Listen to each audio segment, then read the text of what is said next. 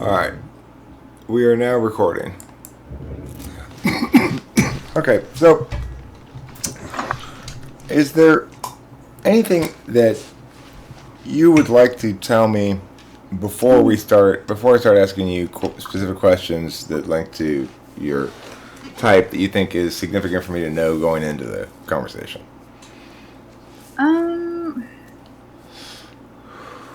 No, I don't know what that would be. So, no. Okay. Let's see, where do I want to start today? Okay, Did you do an SI test already? no, I haven't. I just got started. But Oh, okay. What I want to say is if I'm asking you questions that you've heard before that you think that that's going to impact your answers, like I don't know how many if you've watched I any of my typing specifically, sessions or not, you know. yeah, I specifically did not type. No, watch your Okay, sessions. cool, good. That makes it easier. So let me start with the following question. I want you to imagine that you're the vice president of a company, and Julie, one of the employees, comes up to you and she says, "There's a problem in the women's bathrooms. The toilets are overflowing." Now I'm going to give you one more piece of information. If you call the plumber, you're going to get in trouble with your boss, the president. Now, in order to resolve this toilet issue, this bathroom problem that you've been presented with, what do you need to know?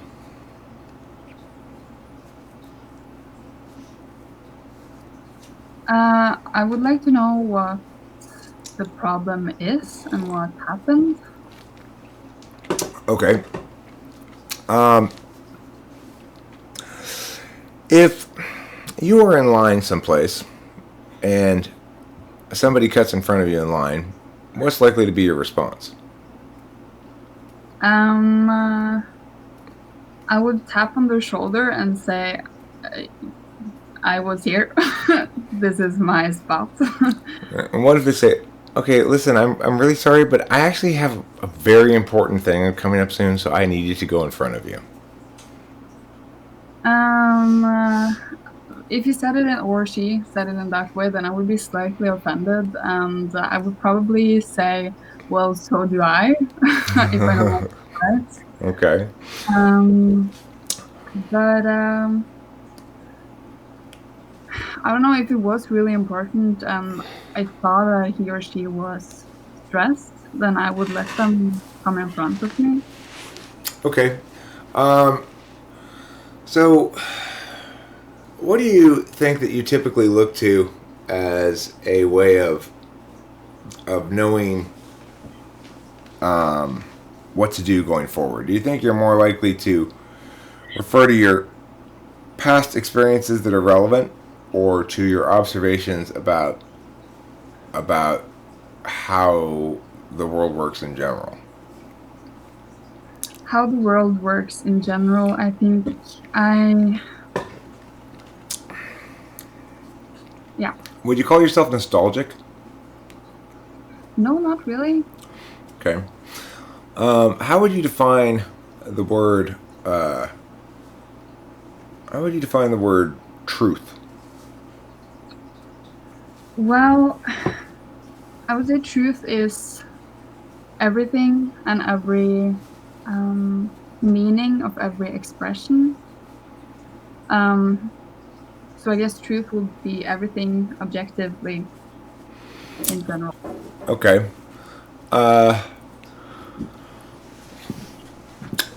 Do you think that you are? If Are there were, you? Can I go ask something yeah, real quick? go ahead, Isaiah. So, how likely are you to be influenced by peer pressure? Like, are you likely to give in if a bunch of people around you are doing a thing? Just because of just because perception. I don't know. Whatever. It's popular or whatever. If Are you likely everybody to else like is give in? smoking cigarettes, do you start smoking cigarettes? Yeah.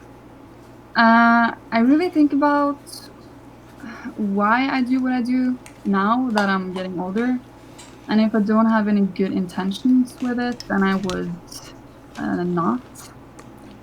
But I don't know. I'm probably more unaware than I'm aware of. So, Okay. yeah. I'm going to demonstrate something, and then I want you to do the same thing. So, what I'm going to be talking about is the last couple of hours of my day. I'm going to give you a succession of specific things that I did in the last couple of hours, okay? And then I'd like you to demonstrate the same thing that I just did, I'm going to demonstrate, but about yourself for your last couple of hours, okay? So, for me, I got up about an hour and a half ago or so, and I was trying to decide whether I wanted to go back to sleep for a little bit longer or not, but then all of a sudden I felt a strong urge to poo. So I got up and I went inside and I went poop.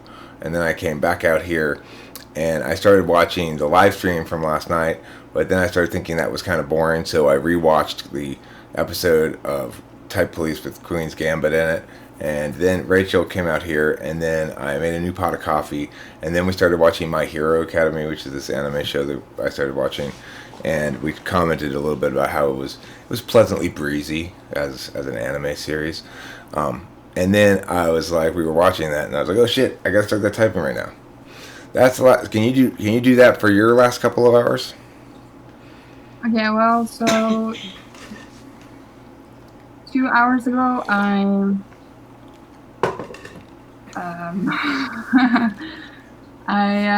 went to buy food. I bought a salad, and then I went to a kindergarten to eat the salad. I sat and I watched the sun, and it was cold. Then I went home, and then I've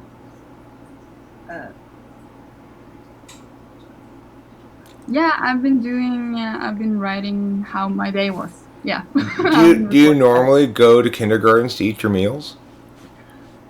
Just because there's a kindergarten right beside my house. Oh, I It's see. really conventional. Okay. Seems like a strange place to go eat. All right. So now imagine that there were a contest, and the contest is. Excuse me. And the contest is there's going to be. It's a poetry contest where people write 5 poems in 20 minutes. Okay, you have to write 5 poems in 20 minutes. Now, what do you? There's two distinct questions about this. Number one is. Did you? The poetry contest, right? You can either be a participant in the contest, namely a competitor, or a judge in the contest. Which do you want is the first question, and which do you think you'd be better at is the second question. I think I'd want to be a competitor. Why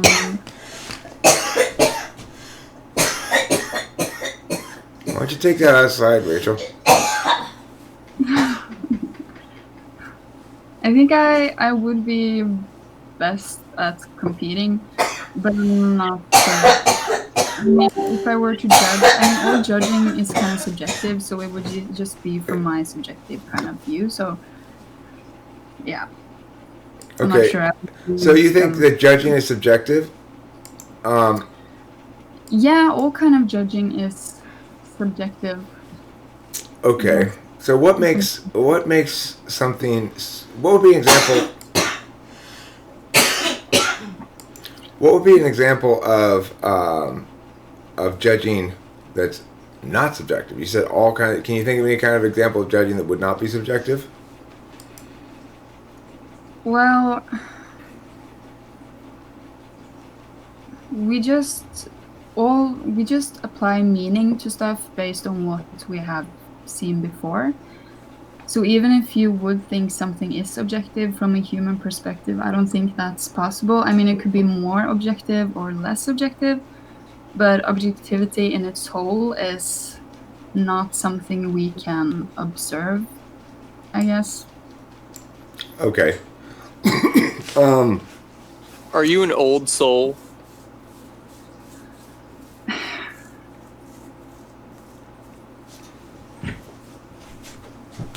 I used to feel like I was a lot older than other kids, and I hang out with a lot of older people, so I guess that's who I like or enjoy the company of. But I feel really young at times, or I still Yeah. I What don't know what you define as old or young, so yeah. what's your relationship with self maintenance tasks like feeding yourself, going to bed at a regular hour, going to the bathroom before you're about to pop, things like that. Yeah, well, that's my biggest struggle in life. So that's what I'm trying to get control over. Sleep schedule and eating healthy, exercising. It's really hard for me. Okay. Welcome to the Intuitard Club. Yeah. Okay, so Everyone let me look a little bit at. I think.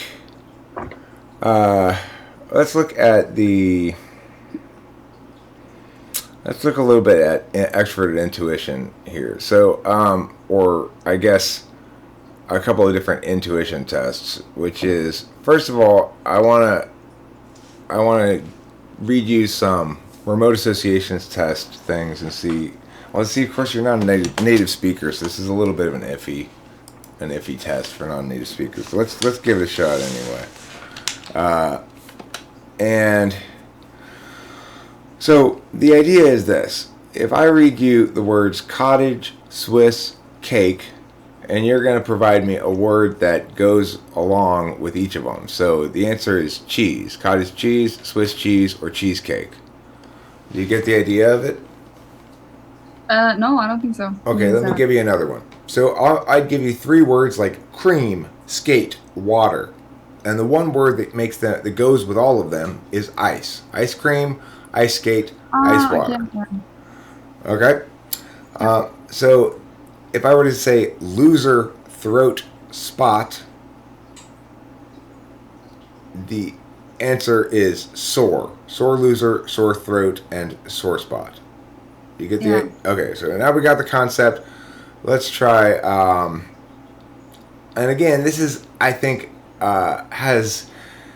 is a lot less effective of a test for non-native speakers, so I'm just sort of throwing that out there right off the bat that this may not be very definitive because of the fact that you're not a native English speaker, because there's a lot of kind of old-fashioned words that this uses sometimes, and idiomatic stuff, but let's give it a shot anyway. Night wrist stop. Night wrist stop watch? Yes. Yes, correct. How about fountain baking pop? What's fountain? Fountain baking, like baking a cake, and pop.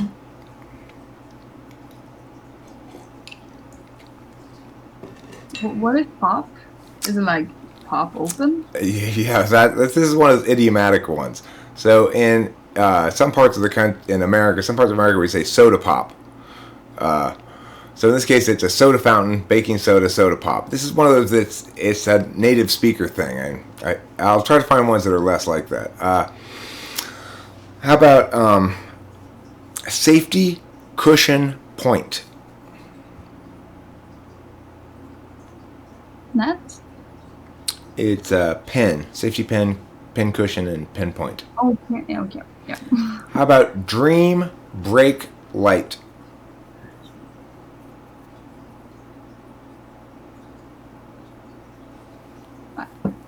I don't know. It's a day. Daydream, I day came break, up with one. daylight. Go for it. Step, walk, and bitch. Bitch? Yes, step, walk, and bitch.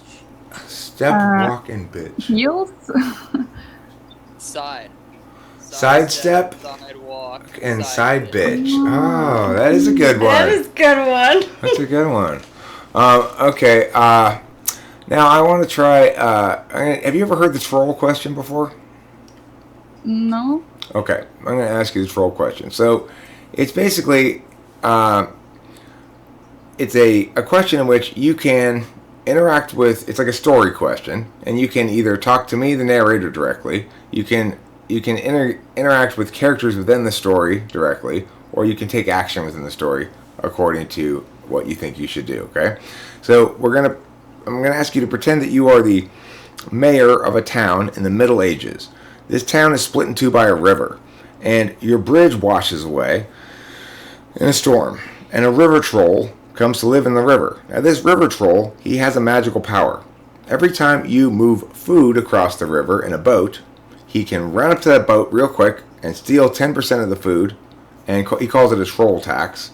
And there's nothing you can do to stop that. If you have one piece of bread in the boat, he'll come in, no matter how well hidden it is. His magic power is to run up, steal 10% of it, and get away before you can stop him. Or if you have a whole dead cow in the thing, he'll run up, take 10% of it, etc. So the thing is this. So your farms and your food and stuff are all on one side of the river. And your townspeople and your merchants and stuff are on the other side of the river. And you have just enough food stored up for the winter so that everybody has enough food and nobody starves. If you end up losing 10% of your food to this troll, there's going to be some starvation in the village. Now, since the bridge is washed away, the only way you usually just drive food across the bridge, but now you have to go across in the boats, and you're losing food to this troll. So the townspeople want you to solve this problem. What do you do? I'll ask someone to take the boat out, and while the troll is coming to fetch the food, I'll just kill the troll. Okay, well, the thing is, he's lightning fast. If you have a boat going across the river and it's got someone's got a sandwich on the boat, all of a sudden they're about to take a bite of the sandwich, and then all of a sudden the sandwich is 10% smaller, and he's gone. He's back over there. That's his magic power. You can't stop him from doing that. Okay, well, I'll try to make all my town folks start doing intermittent fasting so that they won't have to use as much food. Intermittent fasting, huh? Okay, well, you might be able to reduce the caloric needs of your people somewhat by this strategy and prevent some of the starvations. But the thing is, you were tight on food to begin with. You were already on tight rations, so you're still going to have some starvations, and the people are not happy with that solution. They say come on, Mayor, we want a better solution than that. Yeah, well, can't we just build a new bridge? Well, you will be able to do that in the spring, but now that it's winter time, the snow and the weather and stuff and the sloppy ground and stuff, it makes it almost impossible to build a new bridge during the winter time. It's the Middle Ages, Okay.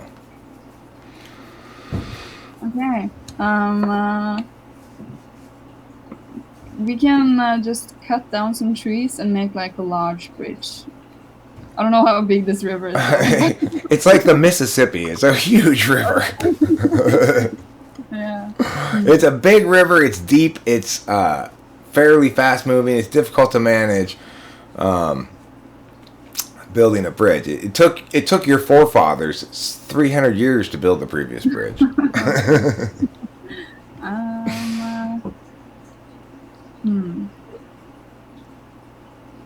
Does this river freeze? No. It's too wide and deep. It doesn't quite get that cold.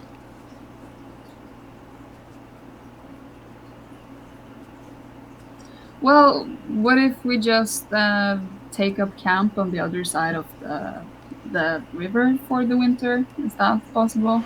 Okay, well, that is move the people, not the food. Move the people, not the food is the best answer. Yeah, because he won't eat the people, I suppose. No, he doesn't eat the people. So that's a fine answer. Of course, you're suggesting you move the whole village over to the other side of the river when you don't have to have them live there. You could just have them go over, eat, and then come back, right? Yeah. So, but basically, yeah, you got the best answer that is typically considered the most right answer, which is move the people, not food. Okay. Yeah. Go ahead, Isaiah. Try and guess how the ESTP just answered that question. Kill the troll? Yes. He insisted on kill the troll. It is possible to kill the troll, but you have to come up with a kill the troll strategy that's effective. And there are a few different ways that people have successfully killed the troll before. The story does have multiple successful possible answers. Building a dam and building up water and having the current wash him away? If you could build a dam, then you'd be able to build a bridge. You could just walk across the top of the dam. True. Okay. answered it though. So let me ask you: would you self-identify, or do you think your people who know you would identify you as more in the colloquial sense of the word, in the sort of the ordinary usage sense of the word, more to have an extroverted affect or an introverted affect? I seem really extroverted when I'm around people, but I get drained really fast. So yeah, I don't meet people a lot of the time, but when I do, I can seem quite energetic, I guess. Okay. So, what's your take on social interactions in general? When you go out with a group of people and you're spending time with them, do you find it especially gratifying, or do you find it difficult? Do you find them inadequately nuanced in their interactions, or something else? I believe everything I do should,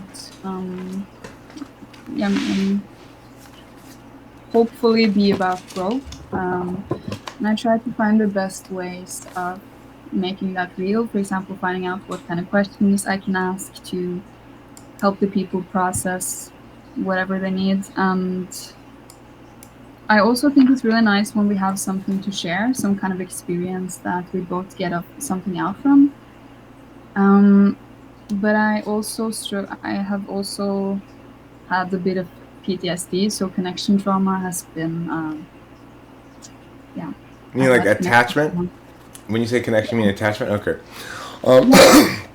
Okay, so can I ask a question? Yeah, I'm gonna go. I gotta go pee. Okay. I'll be back. Alrighty, so I don't know if he already went in here, but I'm gonna go here and I wasn't here for it, even if he was. So, if you were to build an IKEA piece of furniture or something all by yourself, do you think you'd be able to pull that off? Yeah, I've done that a couple of times. Okay. Do you ever? Yeah, I'm asking just some general correlate questions with TE, just like this sort of. So, do you struggle with accomplishing basic physical tasks sometimes?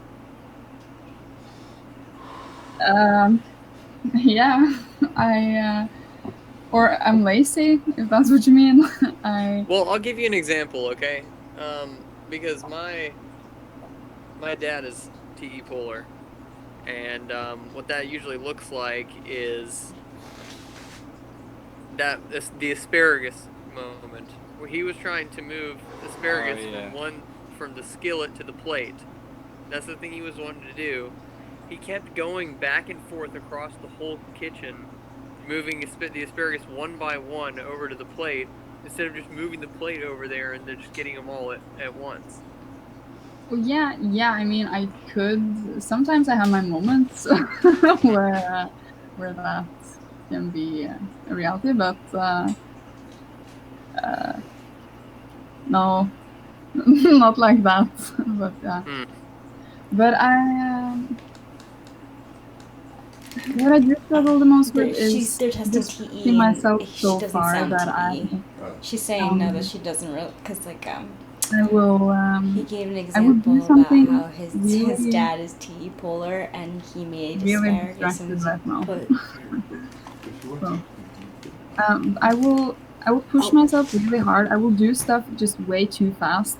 I don't need to do it that fast, but just want to get finished with it so I can go back and just do something else. So I will get this burnout after a while. I will sleep for 5 hours for 4 days, and I will think it's fine, and then suddenly I just crash. If you know what I mean.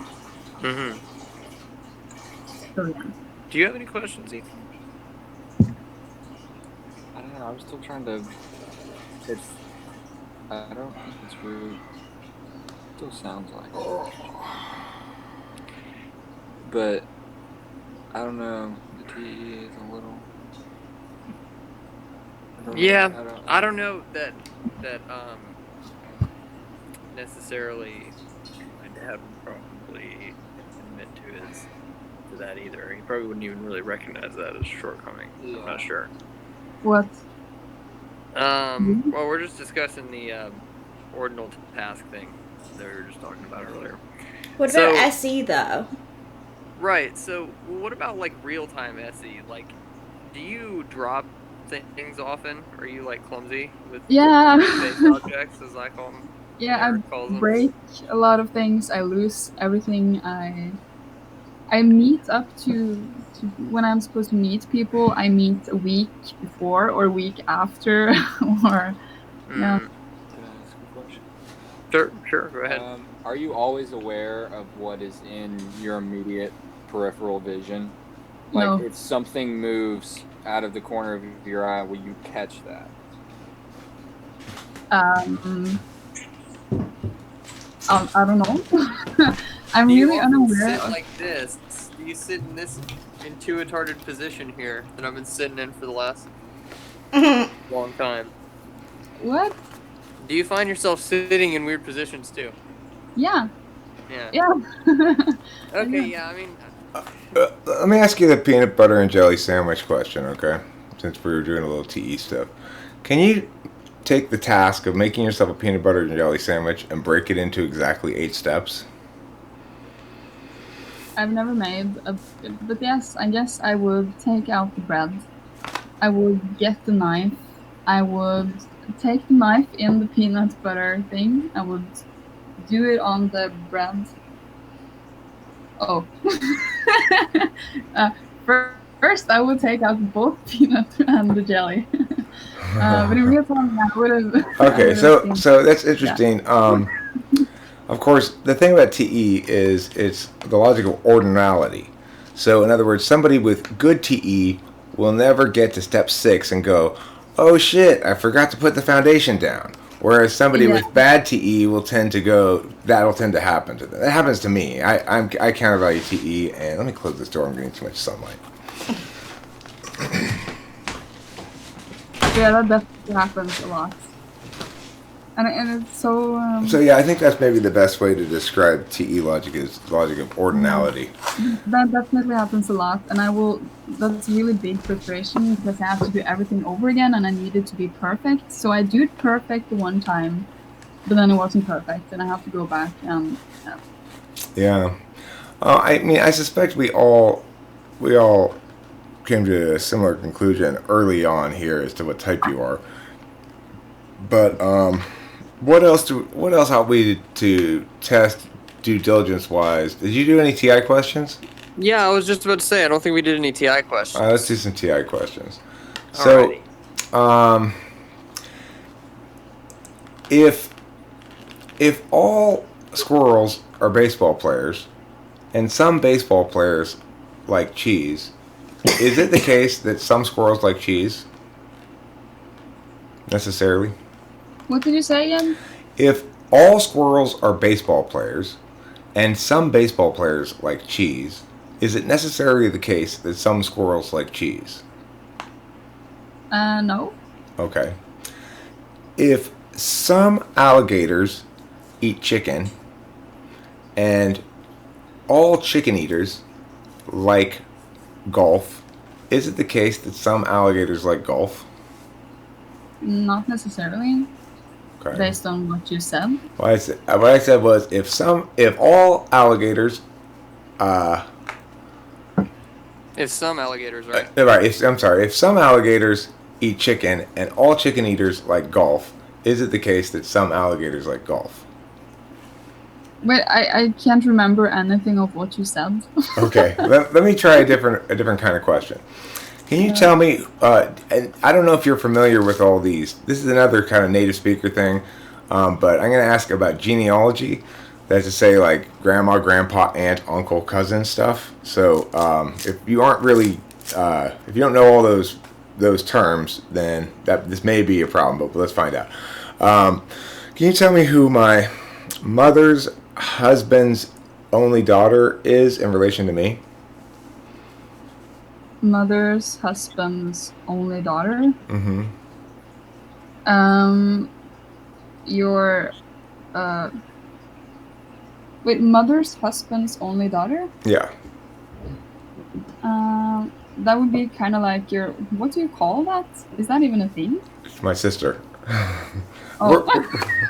We're assuming that that the parents are that all children are in wedlock. Okay, so that if you were thinking, you're probably thinking stepsister, maybe, I don't know, but Yes. no, we're assuming that all the parents have the children together. So like, there's no one child comes from one parent and the other child comes together and then they get married and they have steps. There's no steps in this. Okay, everybody's old fashioned. This is back in the olden days when married people only had sex with each other, and that was it. Okay, so they only had sex with the one person they married ever, and that was the only time that ever children came around. So, okay, can you tell me who my mother's husband is in relation to me? Is your grandfather? Right, okay. Can you tell me who my mother's sister's son's sister is in relation to me? Is your cousin? Yeah, okay. Now let's try another kind of TI question.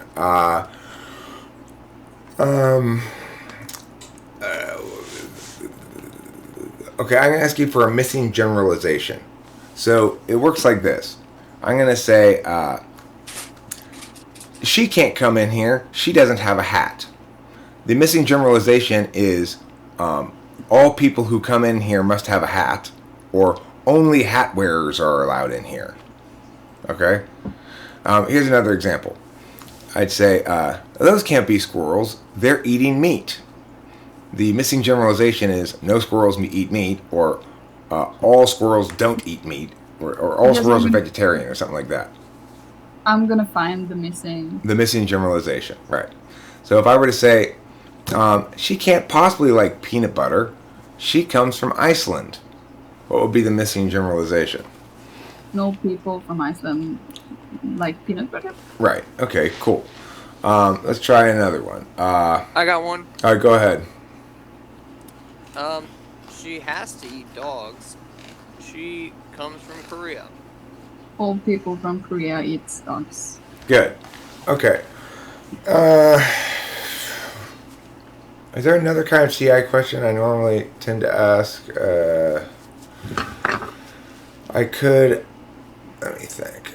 Okay. Well, let me ask a conditionality one. So, I'm just gonna ask it in symbols as well, and see how you do with this. If A then B and not B, can we conclude not A? What did you say? If A then B and not B.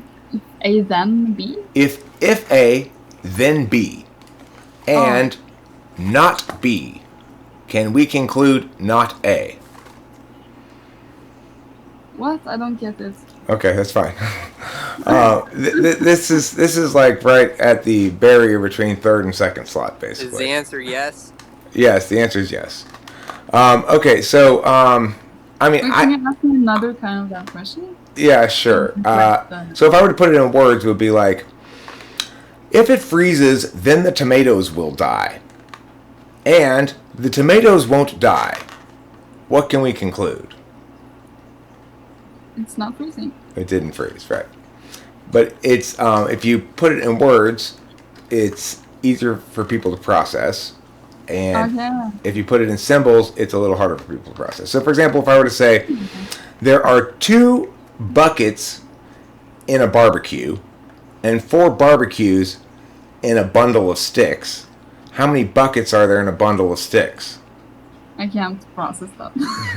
Right, but it's only because the units are meaningless, right? So with TI in the first or second slot, that's something that people are able to do more effectively. Especially dominant TI people are able to switch out the random unit thing for just a variable in their heads just sort of automatically. I think that we probably all have been on the same page about what type you are from the very get-go, I suspect. Isaiah, what are you thinking? I mean, we were thinking INFJ. That's what I'm thinking too. Yeah. I'm nodding. Rachel's agreeing too. I've heard nothing that's been contrary to my initial impression from the get-go. Everything's been consistent with it. What did you come in thinking you were? I was typed by Dave and Chan, you probably know them, as an ISFP. or an FINI, No. but none of my so-called tidal waves were matching up, and it didn't match. So You Yep. got pretty good TI for an INFJ, though. I have to say, like you Yeah. did pretty well on those questions. But it's funny, you got like embarrassed when you got one wrong and stuff. yeah, That's something INFJs do. I mean, the thing is, I think it's pretty obvious that you're TIFE and not FITE. But, so why? okay, so let me ask you some more sort of F questions. FE is an interface function, which means it's about how individuals deal with the dynamic world by understanding how different things impact other people's self-perceptions, feelings, and etc. So, like, there are certain things that an FI DOM will identify with, and certain things that an FE DOM will identify with. So, as a value, for example, I mean, you're not an FE DOM anyway. You're FE tool, but FI values authenticity, and it also values, I guess you'd say, a particularist frame of reference. That is to say that people are all unique and special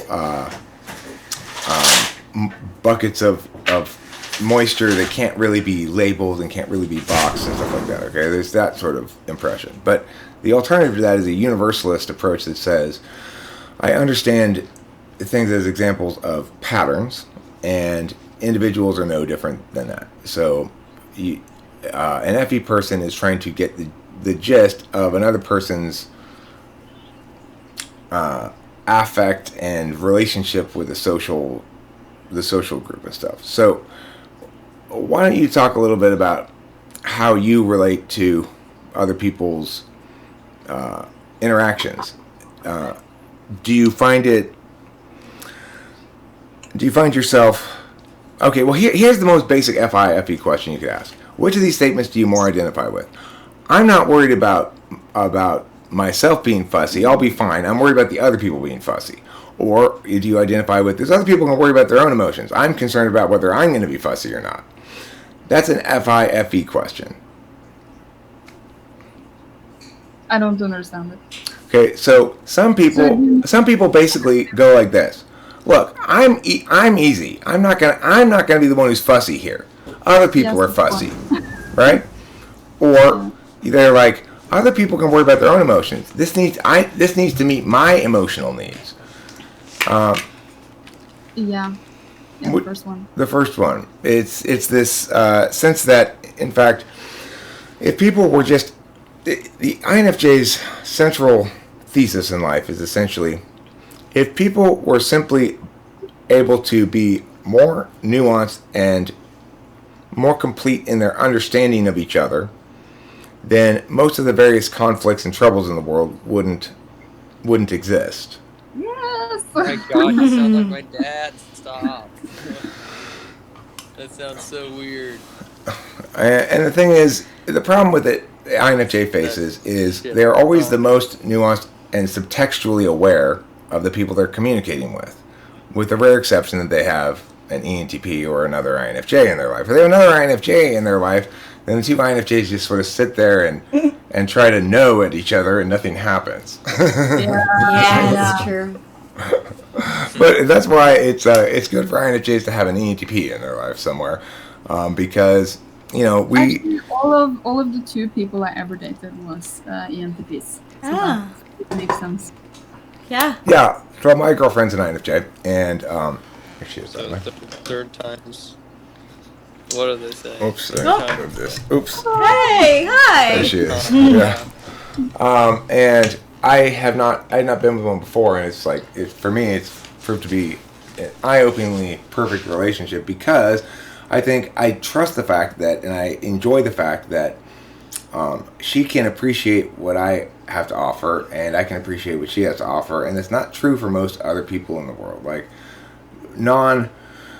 ENTP and INFJ are the two most metaphysical types. We understand things in the most abstract ways possible, and we understand the most abstract level of things better than less metaphysical types. So when you're asking Dave and Shannon to type you, it's like, I guess you could say, Leonardo da Vinci asking Tom Cruise to teach him how to sculpt.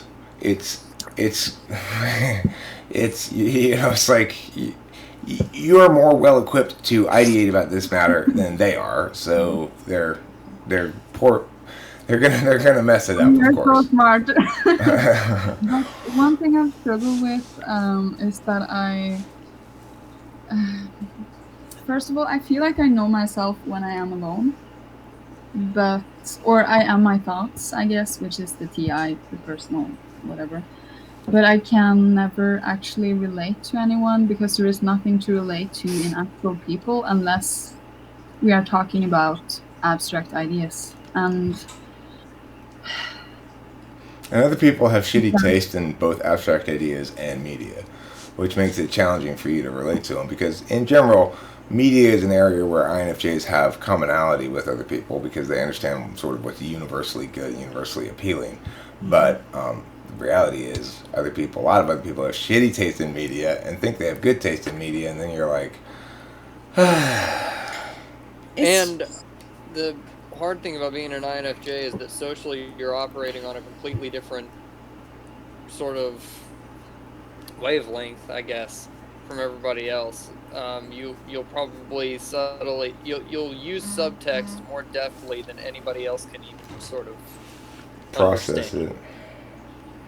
Yeah, that subtext can be kind of draining sometimes too. Like, I don't know if that ever happens with you. Like, say you're in a group of people and do you ever get like kind of the feeling of how everyone is feeling? yeah, and that's so confusing because I ask people, well, how are you doing? And I see it's like actual shit in their face and they're like, no, I'm fine. I'm like, Yeah, you can tell it's different. That's... I think another phenomenon is the subtlety of cues. So INFJs would love to live in a world in which everybody's aware of and responsive to subtle cues so that no unsubtle awkwardnesses have to be perpetrated. But the reality is a lot of times people miss subtle cues, so then you have to get less subtle, and then all of a sudden you're being, I guess you would say, more coarse or like more vulgar in your social expression than you'd ideally like to be because you have to hit people over the head with shit because they missed your subtle cues. Mm-hmm.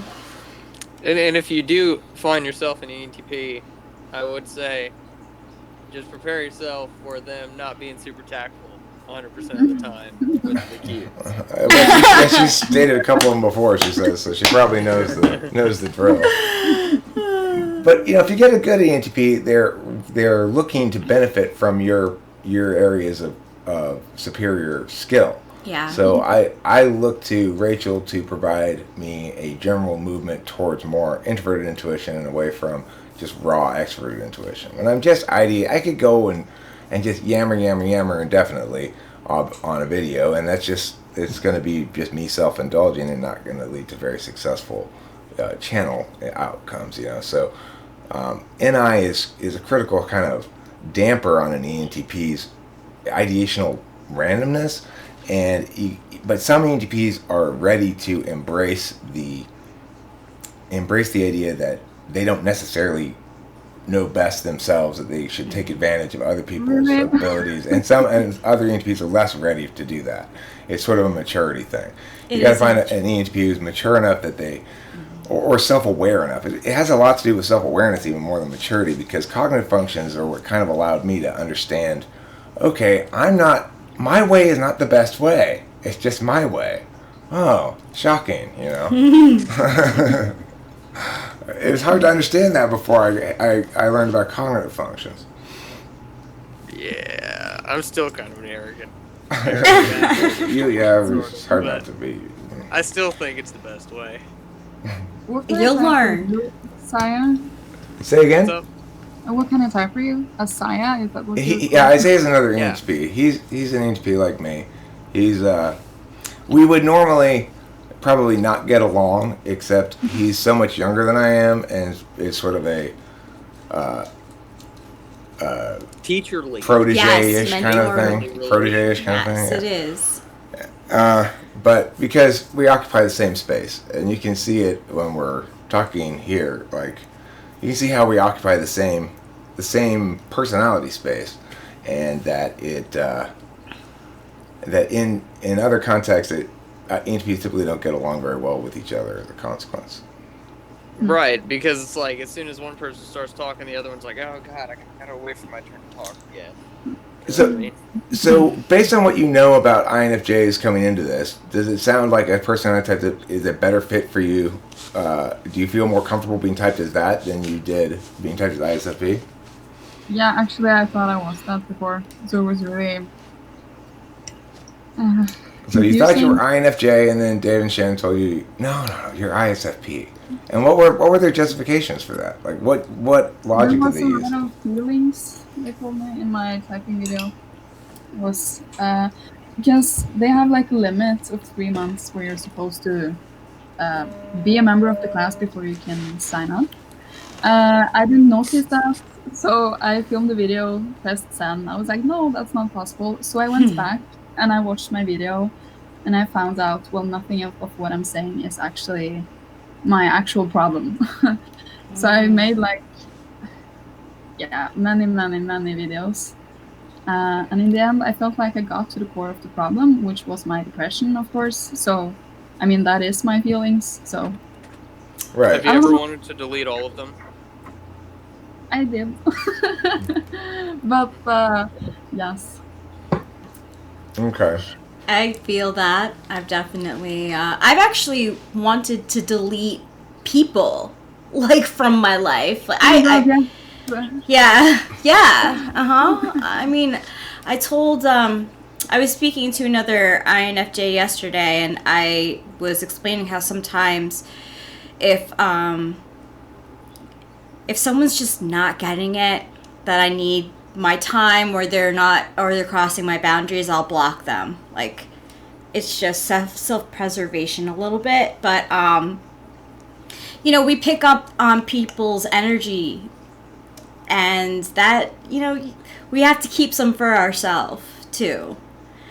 So the fact that it sounded like they were like honing in on one specific thing that you, I guess, projected to them, or, you know, exemplified to them, and they just hung on to that, and they, you know, I can't say. I mean, here's the bottom line: is cognitive functions are attentional manners that link to ways in which you engage with the world. Right? You're engaging with us in ways that we could successfully read as FE and not FI. Okay, so that's right off the bat. If you were an FI type coming in having believed you'd been mistyped, there would be much less a direct effort on your part to not influence the typing. So it's like FI types, they know what they want coming in, and you can start feeling the pull from them, like trying to pull you in certain directions in terms of typing them. And with you get that INFJ cool breeze thing going on, where there's almost no information about your own emotions being given out by you, and that's one of the weird tricks of the INFJ that's kind of unfair of them, or in some way, is the basic position of the INFJ is this: I will make you like me, and I will make you relax and be super comfortable until you reveal everything that you actually have to reveal, and then I'll make a decision about whether I actually like you or not. Right? So, and that's, I think you're both demonstrating that you're resonating with those kind of statements a lot more than you are with anything that would be an FI statement, and if you just pay attention to how you process things, like how they're typing you without even asking you any questions, just looking at a video of you, is beyond me, because that's not what you're assessing. It's like trying to assess somebody's addition skills without giving them a math test. It's like trying to assess somebody's basketball skills by looking at them walk down the street. It's not going to be useful, you know. So the thing is, when I ask you the TI questions, you did really well in the TI questions for third slot TI, and I would say that would eliminate ISFP would not do that well on those TI questions, probably. INFP might. INFP might, but then INFP would not have the same kind of a social engagement approach that you do, and wouldn't be NI, they'd be NE, you know. Because INFPs aren't consciously that socially aware, but they're still pretty socially graceful anyway. It's kind of right. It's not your approach at all. You're much more. I wish I had a better justification though to explain why you're FE and not FI. The problem I have with trying to explain that is it's really I'm comparing between the wrong two things. You're FE and not TE. You're aware of how the social dynamics are going here more than you are about how to make a peanut butter and jelly sandwich in 8 steps, right? Or more than you are about what to do with the answer to that question about the bathrooms, by the way, is what you need to know is why you would get in trouble for calling the plumber. That's what you need to know to solve that problem. Oh, okay. And that was another TE question.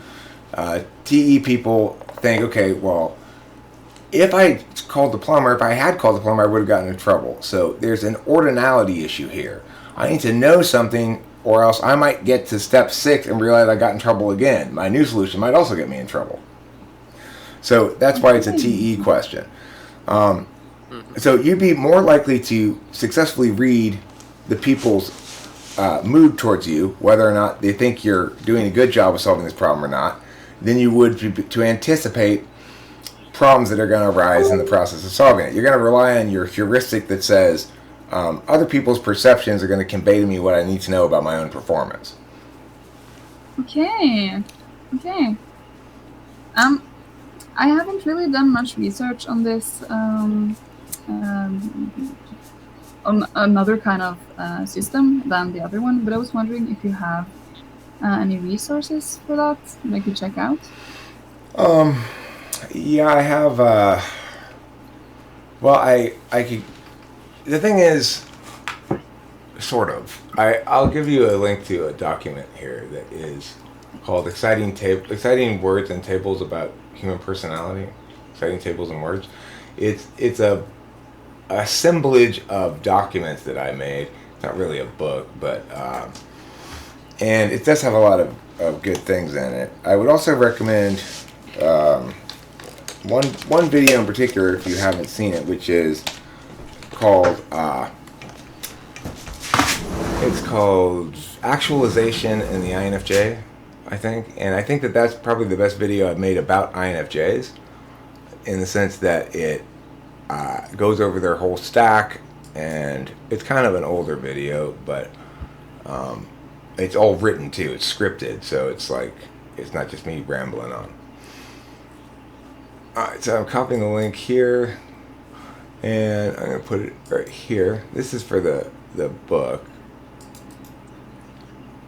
And as far as like other people's stuff, no. I mean, the thing is, my basic position is I'm the only one who's getting it right. I know that that's not very good FE. So in other words, like as an INFJ, you're going to go, well, Eric, that's not going to go over very well. You know, saying I'm the only one who's getting it right, and everybody else is talking about this is wrong. You probably think to yourself, people aren't going to like that. That's not going to really resonate with everybody else's own legitimacy as a decision maker about these sort of ideas. But nevertheless, it's true, unfortunately, that I am the only one who's getting it right, or people who are taking the same approach as me. And the reason is because I understand how to model systems, and the other people are not modeling them properly. So yeah, I was watching your interview with Dave and that other guy, and I was horrified. What are you doing? Well, the thing is this, it boils down to whether or not you're a TI user. So these certain types of people tend to gravitate towards my approach. INTPs, ENTPs, ISTPs, INFJs. INFJs are a type that values TI as an absolute value because it's in the 3rd slot. So you're going to find, it may not be immediate, you go like, something smells over here at this other channel that's doing things with a TE approach, but you'll get there soon enough. Because ultimately, you want things to TI validate. You want things to be logically justified rather than circularly justified or empirically justified. Well, I've got a lot of evidence that shows that ISFPs have your shape of nose. And then you go, well, but how do you know those people are actually ISFPs? I mean, what are you cross-referencing against? And they go, well, because I've seen a lot of noses. And you go, okay, you're not thinking at all. So the thing is, that's why that ultimately I'm correct and the other people are wrong, is because this is the sort of thing that requires you to validate with introverted thinking and not with extroverted thinking. If you try to validate with extroverted thinking, you end up with crazy nonsense like Dave's superpowers and his 500 subtypes. Yeah, well, I agree it's a good system in the way that it is a system, but I can agree that it's not actual functions, like in the way Carl Jung made it. Right. And the thing is, if they are functions, then we should treat them like math functions, right? In math, a function is a process you execute on two or more objects in a system according to a set of rules. So if we were to think of cognitive functions as being equivalent, then we need to have some sort of meaningful deconstruction of them into a mechanical thing. In other words, extroverted intuition is putting information. Introverted thinking is getting information. Introverted intuition, your dominant function, is receiving information. So in any given circumstance, you know, like instantly, kind of, what you know. You don't have to deliberate it through.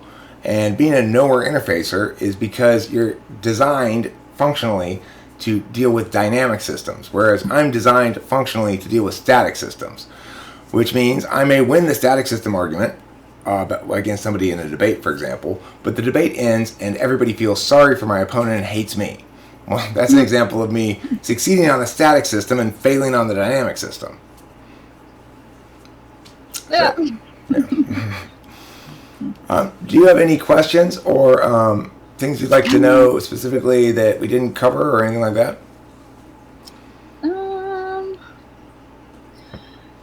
What's your girlfriend called again? Rachel.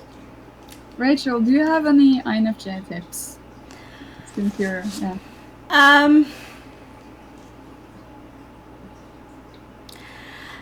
Don't be too hard on yourself. I don't know, but I know for myself, as an INFJ, sometimes society can seem like a strange place. I think, and take your time with finding someone too. If that's something that you're really, if you believe that there's someone for you out there, keep on going. And be patient with yourself, because I think we're a little bit more mature than some people, and it might be down the line that synchronization of like you're at a mature point, they're at the same level with you, and other people mature more slowly than you. Yeah. So you're probably going to be well suited to aim older than you. I would also give the following INFJ tip. When you're about to say, I hope you didn't think, 85% of the time, they didn't think it. Yes. All right. Yeah. Oh yeah. Okay, thanks. It's true, but most of the time they didn't. It never crossed their mind. Do you have any ancient INFJ wisdoms for us? Good question. I never know until it's never here. It's way back. All right, cool. Are you comfortable with us publishing this video? I don't know.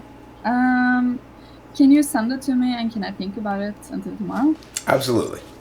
I will upload it, and Isaiah, do you have her email address? Yeah. All right, can you send that to me, and then I'll share it with that email address? Yep. All right, cool. All right, thanks a lot. Great. Thank you. Take Very care. nice talking with you. Have a good day. Have a good day.